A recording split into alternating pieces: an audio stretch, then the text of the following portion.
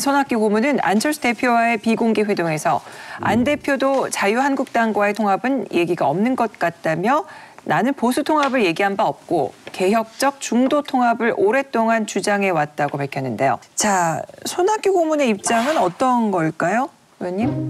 귀국한 날 밤에 1시간 반 얘기를 했어요. 네.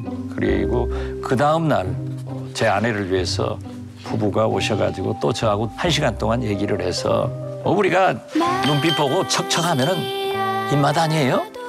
그런데 보면은 손학규 대표는 보수 통합 이걸 절대 반대고 중도 개혁 통합을 해야 된다 하는 생각은 강하게 가지고 있어요. 그래서 우리 당의 형편을 설명했는데 그 결정은 손학규 대표가 하겠지만은 바로 저 만난 그날 밤 안철수 대표하고 만난다고 그러더라고요.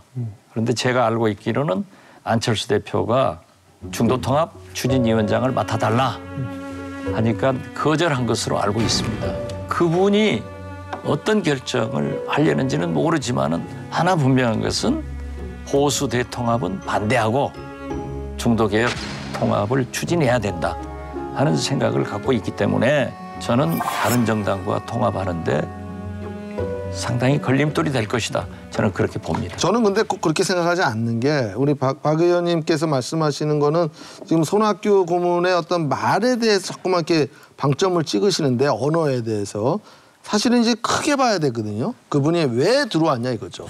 해필이면 지금 이 순간에. 그분은 네. 처음 나갈 때부터 저 만나고 나갔는데 3개월 있다가 들어오기로 해서 들어온 거예요. 예, 물론 뭐 그게 우연히 일치일 수는 있어요. 근데 저는 그 손학규 고문이 과거에 했던 발언을 우리가 한번 되씹어 볼 필요가 있다.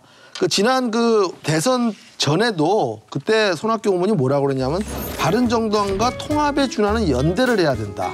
이런 얘기를 한 적이 있고 또 미국에서 출국 직전에도 주변에다가 국민의당하고 바른정당하고 통합해야 된다 이렇게 말들을 하셨대요. 그리고 이번에도 또 뭐 시기적으로 이렇게 딱 이 순간에 들어온 게 저는 안철수 대표하고 말이 맞추고 나서 들어온 것 아닌가.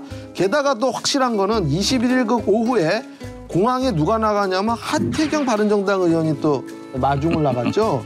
이게 다 우연의 일치는 아닌 것 같아요. 저는 분명히 이게 뭔가 다 기획된 거고 손학규 고문이 안철수 대표의 어떤 분위기 메이커로서 그 역할을 하려고 들어온 거라고 저는 생각합니다. 네, 그럴 수 있는데 그런데 원래 하태경 의원은 바지런한 사람이니까 거기 가실 수 있어요.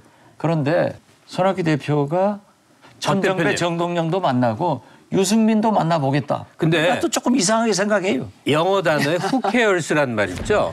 손 대표가 이리 가든 저리 가든 who cares. 무슨 상관입니까? 아주 잘 아시는 거죠? 재미에 감동을 더하다. TV조선